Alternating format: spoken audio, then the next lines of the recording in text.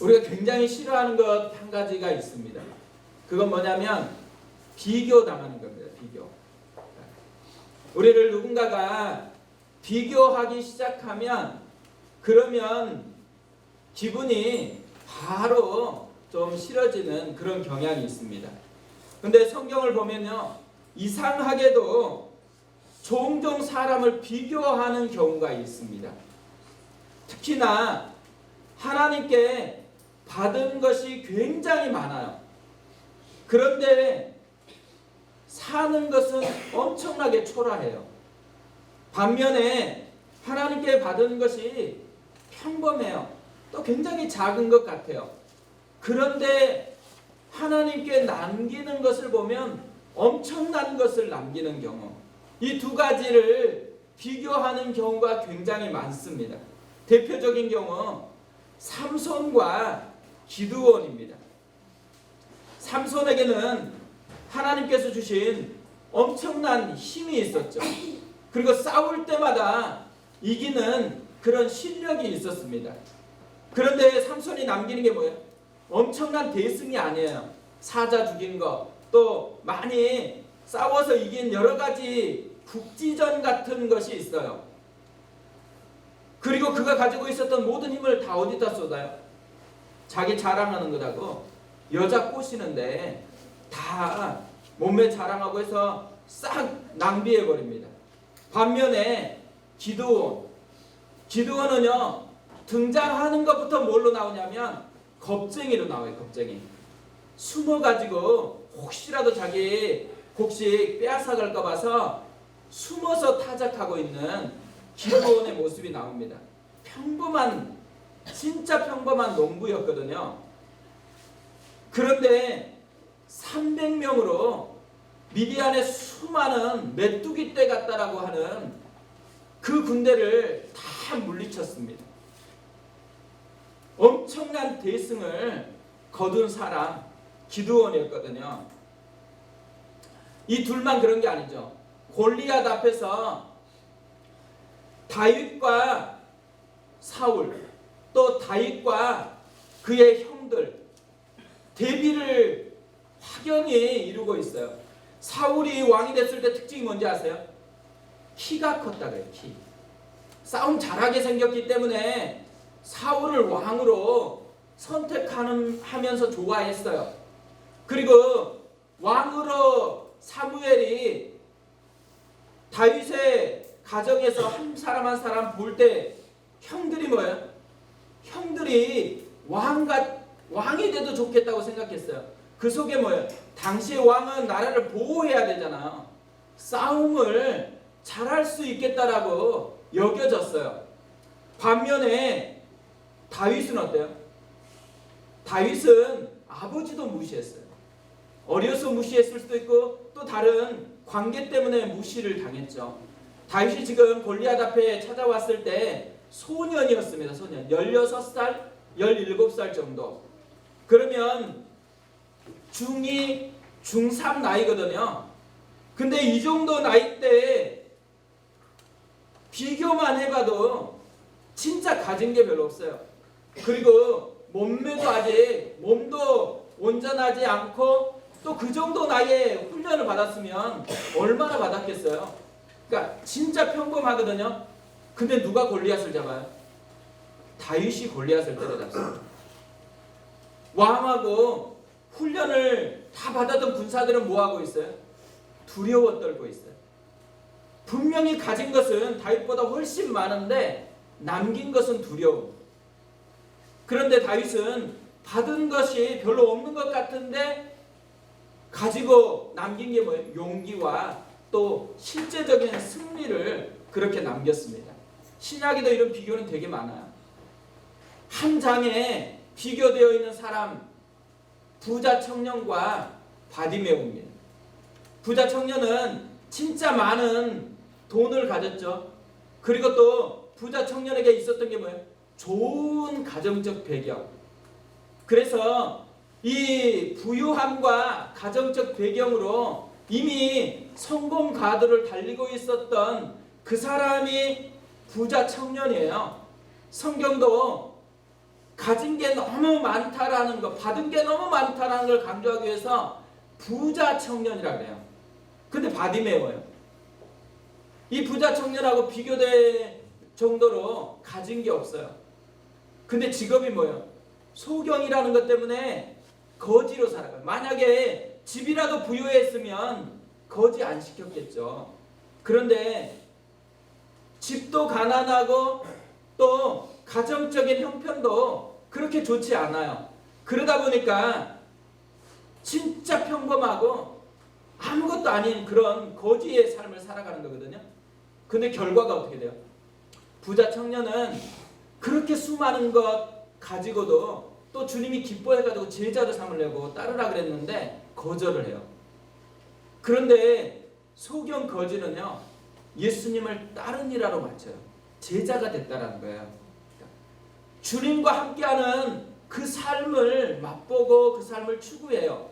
그래서 사실 성경에서 누가 주인공이 돼버리냐면 부자 청년이 아니고 바디메오가 주인공이에요.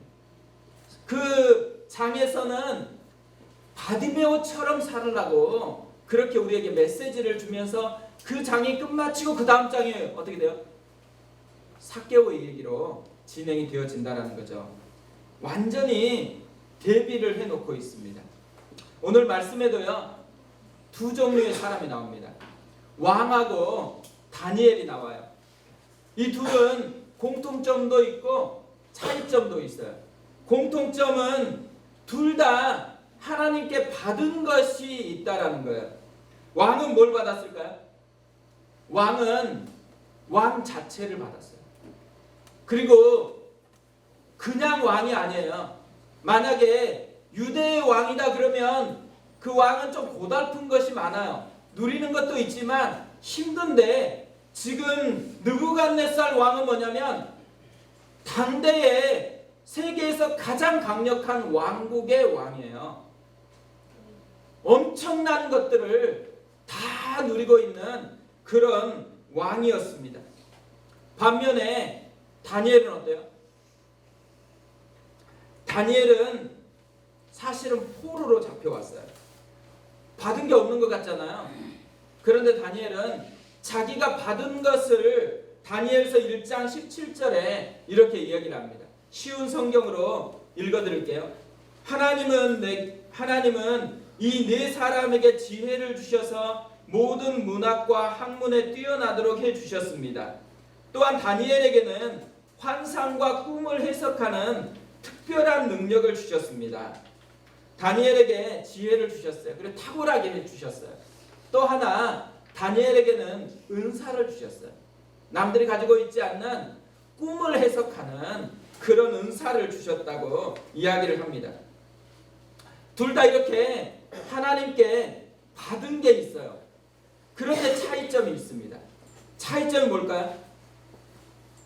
이 은사, 하나님이 주신 것, 이 받은 것으로 만들어내는 결과가 너무 달라요. 완전히 다른 열매를 맺어낸다라는 거죠. 24절을 보세요. 이에 다니엘은 왕이 바벨론 지혜자들을 죽이라 명령한 아리옥에게 가서 그에게 이같이 이르되, 바벨론 지혜자들을 죽이지 말고 나를 왕의 앞으로 인도하라. 그리하면 내가 그 해석을 왕께 알려드리리이다 하니, 왕은 지금 뭘 하고 있어요? 지혜자들을 다 죽이라고 그렇게 명령을 했어요.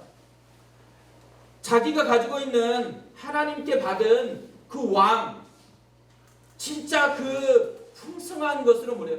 사람을 죽이는데 지금 모든 것을 사용하고 있다는 거죠. 반면에 다니엘은 어때요?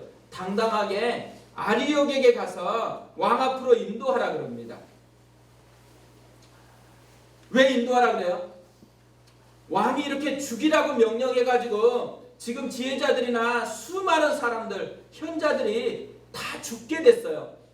그 죽게 된 사람을 살려내기 위해서 왕 앞에 목숨을 걸고 나아가고 있다라는 것이죠. 많은 것을 받았는데요, 그 받은 것으로 사람을 죽이는 데 쓰는 사람이 있어요. 진짜 왕하고 비교해보면 진짜 평범한 거 받았거든요. 아무것도 아닌 것 같아요. 근데 그것으로 사람을 살려내는데 열매를 맺는 사람이 있다라는 거죠. 오늘 이 두 모습을 보면서요, 하나님이 우리에게 주는 메시지가 있다고 생각합니다. 또 교회에 주는 메시지가 여기에 있다고 생각해요. 우리가요, 교회에서 보면 자꾸만 자기가 가지고 있는 사이즈를 자랑하는 사람이 많아요. 내가 뭘 받았고 나는 어떤 것들이 많다고 그러면서 감사해요. 하나님께서 은혜 주셨다고 감사해요. 그런데요, 그분들이 감사하고 그 모든 부분의 포커스가 뭐냐면 받는 것이 얼마나 크냐, 내가 뭘 받을 것이냐에 다 포커스가 있는 거예요. 그런데 오늘 말씀을 통해서 우리에게 또 다른 포커스가 있다는 거예요. 그건 뭐냐면 가진 것이 많든지 적든지 가진 것의 사이즈가 아니고 그걸로 뭘 만들어내느냐요. 그걸로 나는 어떤 열매를 만들어내고 있느냐라는 거죠. 하나님 나에게 준 게 뭘까 있을까요? 그게 작으냐 크냐 이걸 따질 게 아니고 그걸 가지고 나는 어떤 열매를 만들어내고 있느냐, 이게 우리가 진짜 붙들어야 될 중요한 관심사라는 것이죠. 우리가 다니엘처럼 됐으면 좋겠어요. 왕이 아니고 다니엘의 열매를 맺어냈으면 좋겠어요. 그래서 남에 비하면 난 평범한 것 같은데 평범하냐 그렇지 않느냐가 중요하지 않아요. 그것으로 어떻게 하나님 앞에 바쳐서 하나님의 열매를 만들어내느냐. 오병이어처럼 적은 떡과 물고기 그것으로 5,000명을 먹여낼 수 있느냐 그렇지 않느냐, 이게 훨씬 더 중요하다는 거죠. 제가 청년 때요 배운 비전이라는 정의가 있습니다. 비전, 꿈 하면 우리는 어떻게 생각해요? 뭘 남기고 어떤 직업을 가지고 어떤 일에 대한 것들이 되게 많잖아요. 근데 제가 섬겼던 교회에서 목사님이 저에게 알려준 비전은 뭐냐면 몇 명을 먹일 것이냐. 네가 가지고 있는 것으로 너 몇 명을 먹이려고 그렇게 살아갈 것이냐. 그래서 제가 아는 후배 중에 한 명이 자기는 11조로만 살아가고 10의 9조로 섬기고 싶대요. 그 말은 뭐예요? 그렇다고 자기가 비루하게 살겠다는 얘기 아니거든요. 그러니까 엄청 돈을 많이 벌겠다라는 거잖아요. 11조로도 다 살아갈 수 있고 10의 9조로는 또 많은 사람을 돕겠다고 생각하는 거니까. 그러면서 뭐냐면 자기는 몇천 명 먹이겠다. 그 조금 더 있으면 비전이 더 커져요. 몇만 명을 먹이고 싶다고. 근데 제가 그 친구가 얘기할 때요, 그 친구가 그렇게 할 수 있겠다 생각했어요. 삶의 태도를 보면, 믿음의 태도를 보면, 그런 모습을 보면 진짜 그렇게 살아갈 수 있겠다 이런 생각을 했거든요. 우리는요, 내가 가질 것이 뭐냐, 또 내가 누릴 게 뭐냐에 대한 포커스가 되게 많잖아요. 포커스를 바꿔가지고 가진 것으로 나는 누구를 살릴 것이냐, 어떤 몇 명이나 내가 살릴 것이냐, 초점이 바뀌면 그러면 뭐를 얻을 수 있어요? 우리가 봐도 아름답잖아. 야, 저 친구 대단하다 이런 생각을 가질 수 있잖아요. 하나님께서 우리에게 주고자 하는 그게 저는 그런 마음이라고 생각해요. 긍지, 다른 것을 경험한 사람만이 맛볼 수 있는 풍성함, 이것을 주고 싶어 한다라는 것이죠. 교회는요, 사이즈를 자랑하는 게 아니에요. 영향력을 자랑하는 것이죠. 얼마나 영혼을 섬겨내는지, 얼마나 많은 영혼을 살려내는지. 우리가 새생명 축제를 앞두고 있거든요. 새생명 축제를 작년부터 시작하자마자 했어요. 왜 했겠어요? 우리의 비전이 어디 있는지를, 우리가 가야 될 길이 어디에 있는지를 선명하게 하는 시간이니까, 또 우리가 품어야 될 마음이 어디에 있는지를 다시 점검하는 시간이기 때문에 우리가 새생명 축제를 계속해서 하고 있는 것입니다. 우리가 이런 왕의 길이 아니고 다니엘의 길로 가기 위해서 뭘 해야 될까요? 이 둘의 사이를 알면 그 답을 알 수 있는 것 같아요. 오늘 본문이 이 두 사람이 이런 열매를 맺게 된 차이를 우리에게 알려주고 있습니다. 이 둘의 차이를 다 종합해보면 제가 내린 결론은 이거예요. 받은 은혜를 깨닫는 것과 깨닫지 못하는 것의 차이라는 것이죠. 왕은요, 자신이 받아서 왕이 됐다 생각하지 않아요. 자기가 쟁취해서 왕이 됐다라고 생각하는 거죠. 반면에 다니엘은 어때요? 다니엘은 받았다 생각하는 거예요. 하나님께서 주셔가지고 그 받은 은혜로 지금 이렇게 나아가고 있다라고 여긴다라는 거죠. 말씀이 그걸 설명을 합니다. 26절을 보세요. 왕의 초점이 어디에 있는가를 보면서 보세요. 왕이 대답하여 벨드사사르라 이름한 다니엘에게 이르되 내가 꾼 꿈과 그 해석을 내가 능히 내게 알게 하겠느냐 하니, 지금 오늘 이 말을 보면 왕이 한 말 속에서 자신의 관심과 초점이 어디에 있는지를 선명하게 얘기해주는 단어가 있어요. 그게 뭐냐면 나예요, 나. 두 번이나 지금 내가 꾼 꿈과 그 해석, 또 내게 알게 하겠느냐. 왕이니까 당연할 수 있죠. 그런데 그 의식 속에 뭐가 있다는 거예요? 내 자신을 향한 것이 가득하게 담겨 있다는 거예요. 자기에게만 초점이 있어요. 반면에요, 다니엘은 초점이 완전 다릅니다. 27절, 28절인데요. 다니엘이 왕 앞에 대답하여 이르되 왕이 물으신 바 은밀한 것은 지혜자나 술객이나 박수나 점쟁이가 능히 왕께 보일 수 없으되 오직 은밀한 것을 나타내실 이는 하늘에 계신 하나님이시라. 그가 느부갓네살 왕에게 후일에 될 일을 알게 하셨나이다. 왕의 꿈 곧 왕이 침상에서 머릿속으로 받은 환상은 이러하니이다.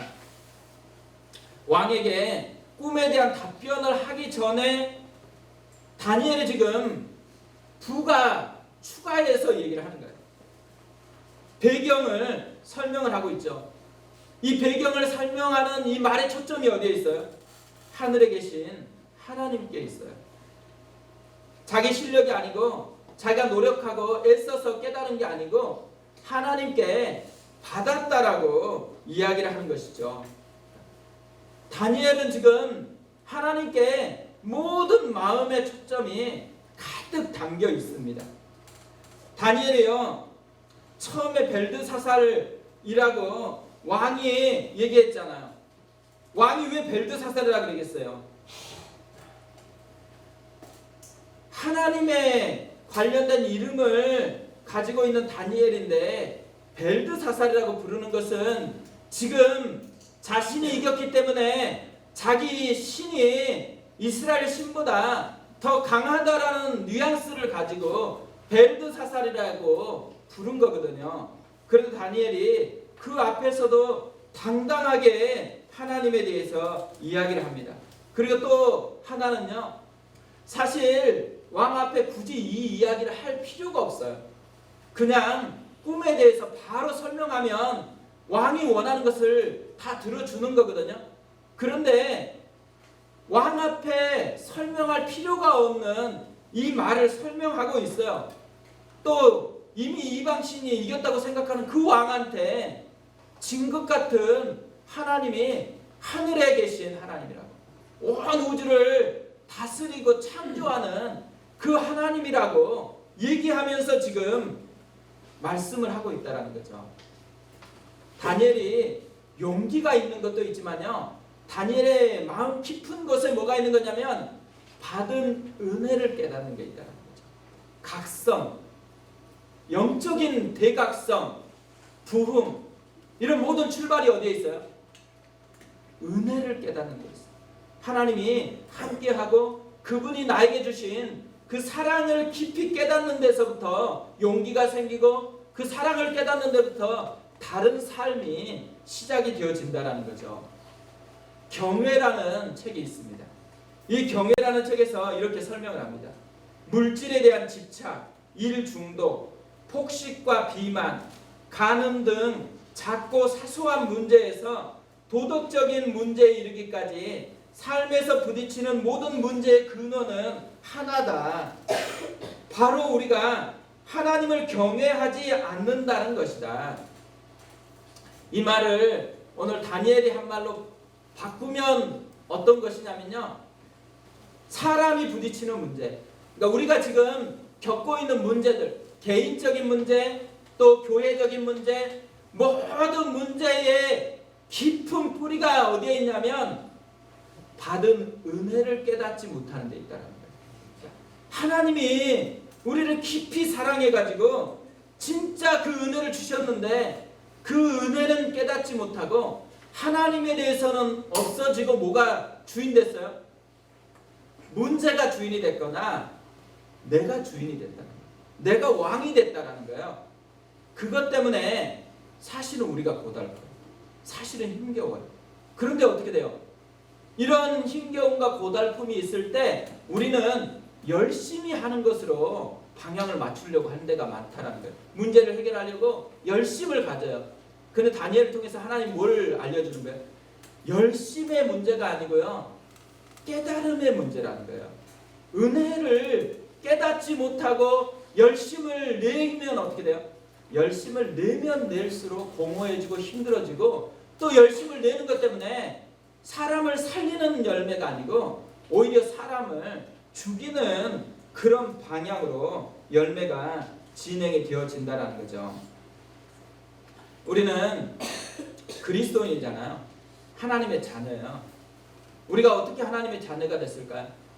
노력해서 하나님의 자녀가 된 사람 아무도 없습니다. 하나님이 우리를 일방적으로 사랑해준, 하나님이 주신 은혜를 깨닫는 순간에 우리가 하나님의 자녀로서의 삶이 작동하기 시작한 것이죠. 우리에게 주신 하나님의 은혜가 되게 많잖아요. 은사들도 있고 많은 것들이 있는데요, 진짜 하나님이 주신 가장 큰 은혜, 가장 큰 선물이 뭐겠어요? 자신이에요. 자신. 하나님 자신이 이 땅에 오셨어요. 십자가에서 죽으셨어요. 부활하셨어요. 또 우리 힘으로 다 용서도 하고 다 문제 해결했다고 이제 잘 살아봐라 이렇게 하면 어떻게 돼요? 못 살아요. 그러니까 어떻게 돼요? 성령으로 또 우리 안에 오셨어요. 하나님이 우리한테 주는 건 다 자신이에요. 진짜 자신의 풍성함을 누리는 것, 이것이 그리스도인들이 누려야 될 가장 중요한 거라는 거죠. 어제 새벽에 다 마치고 계속 기도를 하는데요, 불쑥 말씀 하나가 떠올랐습니다. 로마서 5장 5절 말씀이거든요. 소망이 우리를 부끄럽게 하지 아니함은 우리에게 주신 성령으로 말미암아 하나님의 사랑이 우리 마음에 부은 바 되리니. 성령이 우리 가운데 깨닫게 해주시는 가장 큰 게 뭐냐면 하나님의 사랑이 부어졌다는 거예요. 우리같이 하나님 사랑 받은 사람 누가 있겠어요? 누가 예수님처럼 십자가에서 죄인들을 위해서 죽어준 사람 어디 있겠어요? 진짜 큰 사랑을 받았는데 신기하게도요, 교회를 다니면 다닐수록 이런 얘기를 너무 많이 들어요. 십자가의 사랑이 뭔지 주님에 대해서 너무 많이 듣는데 많이 듣는 게 화근이 돼가지고 이게 가슴으로 안 내려와져요. 그러니까 어떻게 돼요? 가슴으로 안 느껴지면 우리는 뭐냐면 은혜를 깨닫는 데서 출발하지 않고 자꾸 열심으로 대치하는 율법주의자가 되어가는 그런 성향을 갖는다라는 거죠. 그래서 사랑이 부은 바 되미니 앞에 뭘 두고 있어요? 성령으로 말미암아. 사랑을 깨닫는 것은 노력이 아니라는 거예요. 성령의 도우심이 있었을 때 사랑이 깨달아진다는 거죠. 이걸 종합해보면 뭘 알 수 있어요? 성령께 구해야 된다는 거예요. 성령님이 나를 붙들어 주시고 나를 사로잡아 주셔서 사랑을 깨닫게 해달라고. 그리고 내가 붙들어야 될 방향점, 초점을 다시 붙들고 그 은혜에서 출발하고 그 은혜에 감격하고 그것이 우리의 삶의 풍성함이 되도록 그것을 구해야 된다라는 거죠. 그래서 우리가 진짜 누려야 될 것, 또 교회가 진짜 자랑하고 또 교회가 줘야 될 것은 하나밖에 없어요. 우리를 하나님이 이렇게 사랑했다는 거예요. 예수님이 나를 이렇게 사랑했다는 거예요. 어떤 형편에 처했던지 간에 진짜 주님이 날 사랑했다는 거. 이게 우리의 유일한 고백이고 사람에게 드러낼 고백이고 교회가 드러낼 유일한 자랑이라는 거죠. 그래서 다니엘처럼 우리도 뭔가를 깨닫는 게 있고 뭔가 누리는 게 있고 뭔가 자랑할 게 있다 그러면 그 앞에 뭘 해야 돼요? 주신 분에 대한 은혜. 그것을 이야기하고 그 은혜가 다른 사람에게도 흘러가서 살리게 해주는 능력이 되게 하는 것. 이게 우리의 모습이 됐으면 좋겠습니다. 그리고 이게 우리의 교회의 모습으로 점점 더 풍성해지는 그런 은혜가 있었으면 좋겠습니다.